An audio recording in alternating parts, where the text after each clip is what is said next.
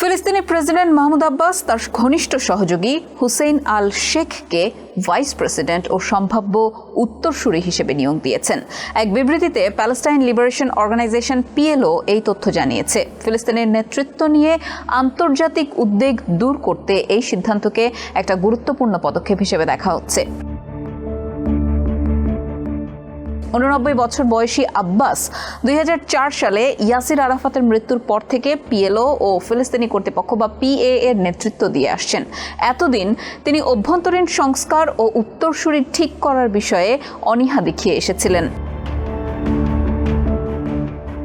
1960 সালে জন্ম নেওয়া হুসেইন আল শেখ পিএলও এর প্রধান দল ফাত্তার অভিজ্ঞ নেতা।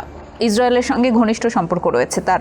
আব্বাসের প্রস্তাবে পিএলওর নির্বাহী কমিটি তাকে ভাইস প্রেসিডেন্ট হিসেবে অনুমোদন দেয়। ইসরায়েল অধিকৃত পশ্চিম তীরে সীমিত স্বায়ত্তশাসন পরিচালনাকারী ফিলিস্তিনি কর্তৃপক্ষের সংস্কার দীর্ঘদিন ধরেই যুক্তরাষ্ট্র ও উপসাগরীয় দেশগুলোর অগ্রাধিকার ছিল। গাজা যুদ্ধ শুরুর পর থেকে এই দাবি আরও জোরালো হয়েছে। তারা চায় ফিলিস্তিনি কর্তৃপক্ষ ভবিষ্যতে ইসরায়েল ফিলিস্তিন সংকট সমাধানে বড় ভূমিকা রাখুক। প্রায় 1.5 বছর ধরে গাজায় চলা যুদ্ধ পুরো ভূখণ্ডকে ধ্বংস করে দিয়েছে। এখানে পিএলওর প্রধান প্রতিদ্বন্দ্বী হামাস ইসরায়েলের বিরুদ্ধে লড়াই চালিয়ে যাচ্ছে। যুক্তরাষ্ট্র চায় যুদ্ধ শেষ হলে গাজার দায়িত্ব পুনর্গঠিত ফিলিস্তিনি কর্তৃপক্ষের হাতেই তুলে দেওয়া হোক। গাজা পুনর্গঠনে সম্ভাব্য অর্থদাতারা, বিশেষ করে উপসাগরীয় দেশগুলো ফিলিস্তিনি কর্তৃপক্ষকে বড় ধরনের সংস্কার চায়। ইসরায়েলের লক্ষ্য গাজায় হামাসকে ধ্বংস করা। তবে তারা স্পষ্ট করে দিয়েছে যে গাজার শাসনে ফিলিস্তিনি কর্তৃপক্ষের কোনো ভূমিকা থাকবে না। ইসরায়েলি প্রধানমন্ত্রী বেনিয়ামিন নেতানিয়াহুও ফিলিস্তিনি রাষ্ট্র প্রতিষ্ঠার বিরোধিতা করেছেন।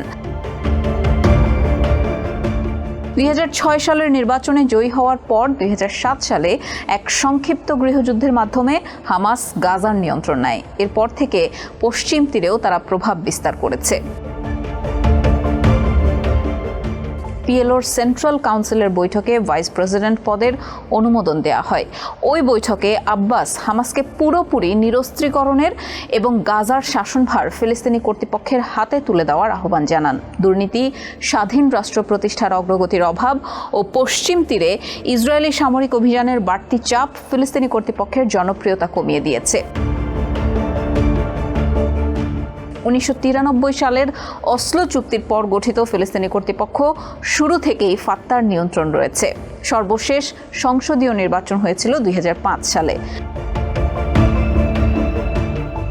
1978 থেকে 1989 সাল পর্যন্ত ইসরায়েলি দখল বিরোধী কার্যকলাপে যুক্ত থাকার অভিযোগে হুসেইন আল শেখ কারাবরণ করেছিলেন। পরে তিনি ইসরায়েল সরকারের সঙ্গে প্রধান সমন্বয়কারীর দায়িত্ব পালন করেন এবং আন্তর্জাতিক অঙ্গনে প্রেসিডেন্ট আব্বাসের বিশেষ দূত হিসেবেও কাজ করেছেন।